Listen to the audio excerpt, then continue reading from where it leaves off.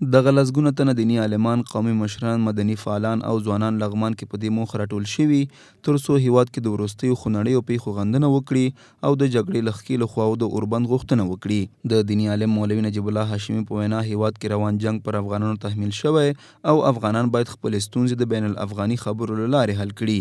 دا د یو تحمیلي او تپل شوې جګړه ده او قربانیان یوازې افغانان دي.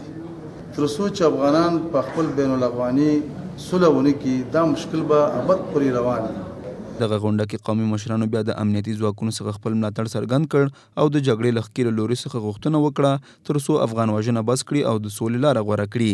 راځئ د خدای او د خدای د سپېڅلي قرآن یاد وکوئ، دا ورونه مه وژنئ، دا وطن مه ورانوئ، د بل چا په خولې مه کېږئ. همیشه موږ د امنیتي ځواکونو تایید او ملاتړ کړی ده. دا نظام زمونږ ده، وطن زمونږ ده، خاوره زمونږ ده.